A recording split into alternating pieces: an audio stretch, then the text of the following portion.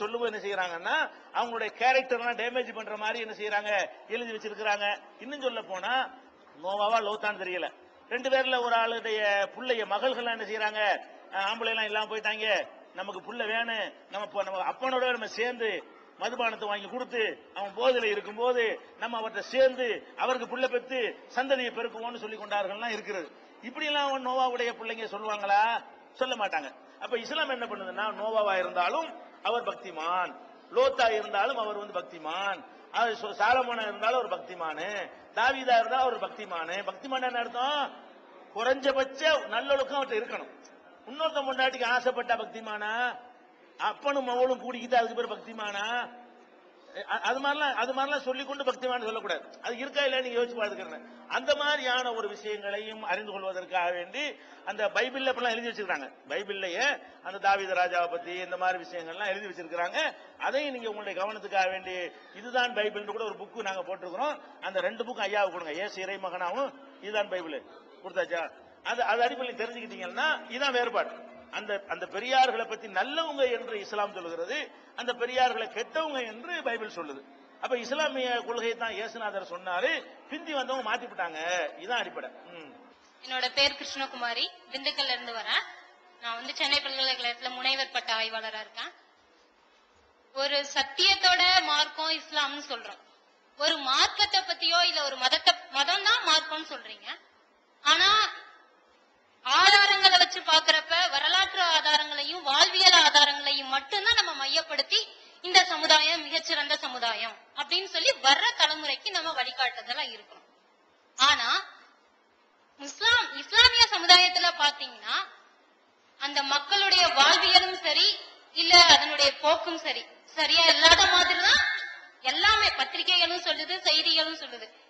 அதே மாதிரி இப்ப நான் முஸ்லிம்ஸ் எங்களை மாதிரி இருக்கிறவங்க இந்த இஸ்லாமிய பத்தின ஆய்வுகள் செய்யணும் அப்படின்னு விருப்பப்பட்டாலும் அதற்கான தேடல்களும் கம்மி, அவங்க அதுக்கான சரியான விளக்கங்களையும் கொடுக்கறதே இல்ல. அதான் உண்மை.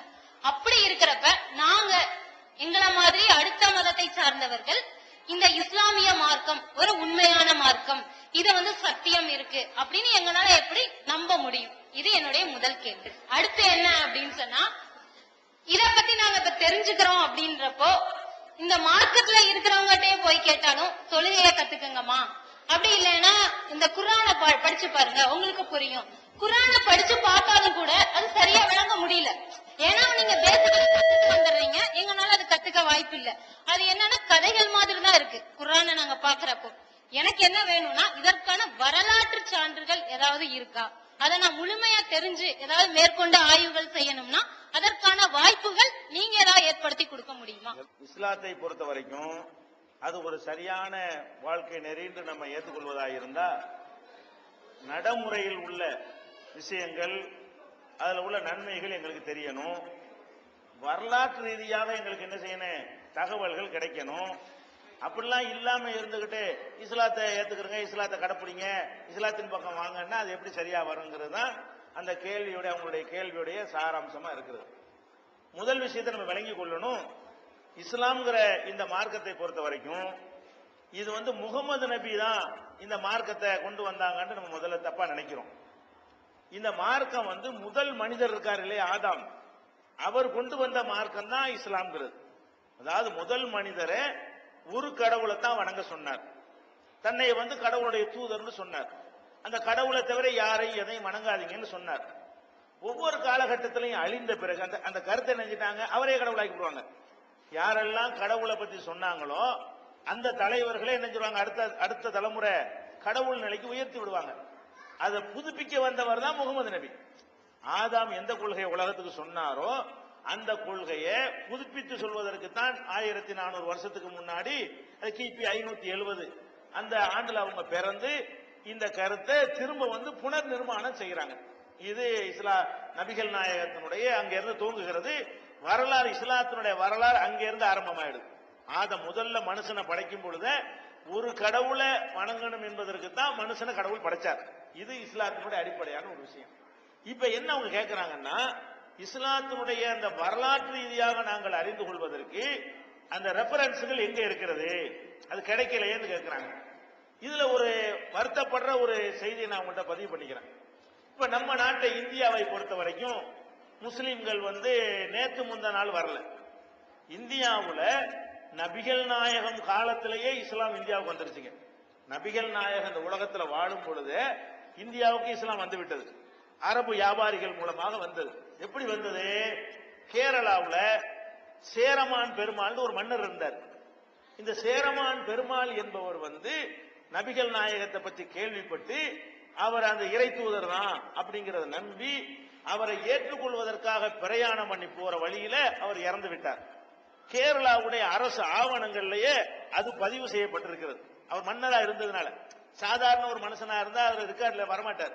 அவர் ராஜாவா இருந்து மிஸ் ஆன காரணத்தினால அவருடைய வரலாறுல என்ன செஞ்சிருக்காங்க, இத பதிவு பண்ணி வச்சிருக்காங்க. அப்ப நபிகள் நாயகம் வாழ்ற காலத்திலே இந்தியா வரைக்கும் என்ன ஆயிடுச்சு, இஸ்லாம் வந்து விட்டது. 1000 வருடம் 1200 வருடத்திற்கு முன்னாடி கட்டப்பட்ட பள்ளிவாசல்கள்லாம் கேரளாவுல இந்த மலப்புரம் பகுதியில பாத்தீங்கன்னா நீங்க பார்க்கலாம். அப்ப 1200 வருஷத்துக்கு முன்னாடியே இஸ்லாம் வந்து விட்டது. தமிழ்நாட்டில் எடுத்துக்கொண்டால் கூட ஒரு 800 ஆண்டுகளுக்கு முன்னாடி கட்டப்பட்ட பள்ளிவாசல்லாம் இருக்குது. அப்ப இஸ்லாம் தமிழ்நாட்டுக்கு வந்ததை பார்த்தாலும் ஒரு 800 வருஷத்துக்கு மேல ஆகிவிட்டது. அதே மாதிரி இந்தியாவை எடுத்து டோட்டலா பார்த்தாலும் துவக்கத்தில் நபிகள் நாயகம் காலத்துல வந்து விட்டது. ஆனா இப்படிலாம் இஸ்லாம் இங்க வந்தாலும் அது இஸ்லாமாக இவர்கள்ட்ட வரவில்லை. எப்படி வருது? அவங்களுடைய கடவுள் கொள்கையோ இஸ்லாத்தினுடைய சட்ட திட்டங்களோ அந்த மக்களை ஈர்த்து இஸ்லாத்துக்கு வரலங்க. எதை வச்சு அன்னைக்கு இஸ்லாத்துல வர்றாங்கன்னு கேட்டா, வெறும் சகோதரத்துவத்தை பாக்குறாங்க. அரபுகள் வியாபாரம் பண்ண வர்றாங்க.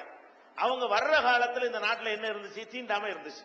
ஒரு தெருவுல ஒருத்தர் நடமாடக்கூடாது, பொம்பளைங்க ஜாக்கெட் போடக்கூடாது, ஒரு சமுதாயத்துல பிறந்துட்டாங்கன்னா அவங்க செருப்பு போடக்கூடாது, மேல் ட்ரெஸ் பெண்கள் என்ன செய்யக்கூடாது, போடக்கூடாது, அது மாதிரி கோயிலுக்குள்ள அவங்க விடக்கூடாது, குளத்துல போய் தண்ணி எடுக்க கூடாது. இந்த மாதிரி ஒரு சமுதாயம் ஒதுக்கப்பட்டு இருந்துச்சா, இந்த அரபுகள் அப்ப வர்றாங்களா, அவங்களுக்கு மத்தியில இருக்கிற அந்த சகோதரத்துவம், அவங்களுக்கு மத்தியில் உள்ள அந்யோன்யம், அவங்க இந்த மக்களை மதித்த விதம், இந்த மாதிரி யாரை ஒதுக்குனாங்களோ அந்த மக்களை கட்டி பிடிச்சு அணைக்கிற அளவுக்கு ஒரு அன்பை காட்டும் பொழுது அந்த அன்புதான் அவர்களை ஈர்த்தது. ஒரு சமுதாயம் சேர்ந்தாங்களே தவிர கடவுள் கொள்கையை ஆராய்ச்சி பண்ணி இதான் சரி, இந்து மத கொள்கை என்ன, கிறிஸ்தவ மத கொள்கை என்ன, இஸ்லாம் கொள்கை என்ன விளங்கி அதை பகுத்து பார்த்து இஸ்லாத்துக்கு வரல. அவ எதுக்கு வந்தாங்க? வெறும் விடுதலை. இதுல விடுதலை கிடைக்குது, சகோதரத்துவம் கிடைக்கும், சமத்துவம் கிடைக்கும். அதனால அவர்கள் இஸ்லாத்தினுடைய அடிப்படை விஷயங்களில் கவனம் செலுத்தல. இந்தியாவில் இஸ்லாத்துல வந்தவர்கள் எல்லாம் இஸ்லாத்தினுடைய அந்த கொள்கை கோட்பாடுகள்ல கவனம் செலுத்தாம இந்த சமூகத்துல ஒட்டி கொண்டால் தீண்டாம இருக்காது. இந்த கடவுள் பிரச்சனை அவங்க பஞ்சாயத்து கிடையாது. அவங்க எதை மட்டும் பாக்குறாங்க, இந்த சமுதாயத்துல சேர்ந்துட்டோம்னா பள்ளிவாசல்ல போய் ஒன்னா நிக்கலாம், முதல் வரிசையில போனா நம்ம முதல் நிக்கலாம், பெரிய தலைவர் பின்னாடி அவர் பின்னாடி விட்டுருவாங்க, ஒரு தட்டுல ஒன்னா உட்கார்ந்து சாப்பிடுவாங்க. யார பார்த்தால தீட்டுன்னு சொன்னாங்களோ, தொட்டா தீட்டுன்னு சொன்னாங்களோ, தெருவுல நடக்க வேணாம்னு சொன்னாங்களோ, அவன் இவர் ஒன்னா உட்கார்ந்து ஒரு தட்டுல சோத்த போட்டு 2 பேரும் கையை விட்டு சாப்பிடுற அளவுக்கு இங்க நமக்கு மரியாதை இருக்கிறது அப்படின்னு தான் இஸ்லாத்துக்கு வந்தாங்க. அதனால அவங்களுக்கு அந்த உள் விஷயத்துக்கு போகல. இஸ்லாத்தை அவங்க என்னவா எடுத்துக்கிட்டாங்க? ஒரு விடுதலை இயக்கமா எடுத்துக்கொண்டார்கள். ஒரு ஆன்மீக நெறியாக எடுத்துக்கொண்டு இஸ்லாத்துக்கு வராம ஒரு விடுதலைக்கான ஒரு இயக்கம், விடுதலைக்காக இந்த பெரியார்லாம் பேசினார்ல, அதை ஆதரிச்சு சில பேர் போனாங்க இல்லையா, அந்த அளவில் தான் அவங்க இஸ்லாத்தை வழங்கி இருந்தாங்க. அதனால குர்ஆன் இருக்குல்ல, அதை கூட தமிழ்ல மொழிபெயர்க்கல. 50 வருஷத்துக்கு முன்னாடி வரைக்கும், 50 வருஷத்துக்கு முன்னாடி உள்ள எங்க தகப்பனார் பாட்டனார் காலத்துல போனீங்கன்னா குர்ஆன் தெரியாது. முஸ்லிமா இருப்பாங்க, அந்த அரபுல குர்ஆன் இருக்கு, அரபுல உட்கார்ந்து அர்த்தம் தெரியாம வாசிப்பாங்க, அதை வாசிக்க மட்டும் கத்து கொடுத்துருவாங்க, அர்த்தம் தெரியாம வாசிக்கிறது, ஆனால் அதனுடைய மீனிங் தெரியாது. அப்ப எங்க பாட்டன் எங்க முப்பாட்டன் 1000 வருஷமாக முஸ்லிமா இருக்கிறார்கள். குர்ஆன் என்ன சொல்ல அவர்களுக்கு தெரியவில்லை. இன்னும் சொல்ல போனா சில மத குருமார்கள் என்ன பண்ணிட்டாங்க, இந்த அறியாமையை பயன்படுத்தி கொண்டு பிற மதத்தில் இருக்கக்கூடிய புரோகிதம், பிற மதத்தில் இருக்கக்கூடிய சடங்குகள் எல்லாம் உள்ள நுழைச்சாங்க. திதி தவசம்னா பாத்தியா கத்த முடியும் உங்களை, அதே மாதிரி அதே கான்செப்ட்ல உள்ள என்ன எங்க சமுதாயத்துல நுழைச்சாங்க. நுழைச்சு இந்த மாதிரி ஏமாத்தின காரணத்தினால அந்த குர்ஆனை மொழிபெயர்த்து கொடுத்தால் நம்முடைய புரோகிதம் ஆட்டம் கண்டுரும், நம்ம இந்த மக்களை கையில வச்சுக்கிற முடியாது,